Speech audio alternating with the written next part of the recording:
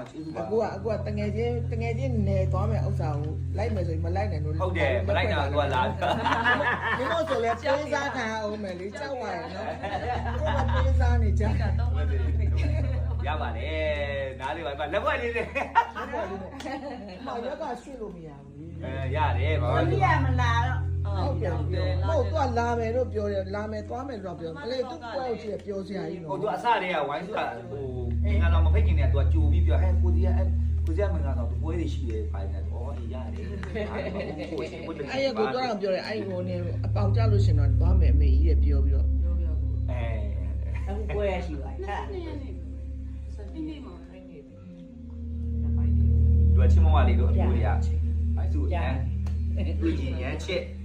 မစင်တန်လေးကြားခြင်းလို့တဲ့ချမလေးနဲ့ပဲမသိလို့ရှင်နော်ပဲဟိုနေဖြစ်နေတယ်လို့လိုပါလို့နဲ့နော်သူတွေလည်းကြမ်းကြမ်းမှန်ပြောကြရနော်စိတ်ပြတ်ဖို့ကောင်းတယ်တမိမတွေ့တော့ပြောအဲသူတွေအမေကြီးကိုစီရစီသွားလက်ပွက်သွားပေးရမယ်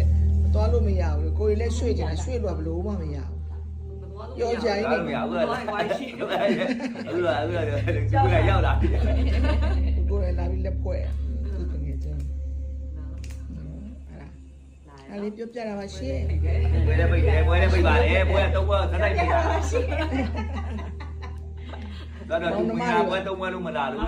တဝိုင်းရကျင်းမယ်အဲ့ဒါအမင်းသမီးတွေဘယ်မှမသိဘူးလို့ဝိုင်းစုအားလို့ကြက်ဖတ်ဖတ်တော့သူတွေပြောကြနော်အန်တီကလည်းဘယ်လိုမှမသိဘူးဟုတ်သိတယ်ဝိုင်းစုရောက်ရသေးတာ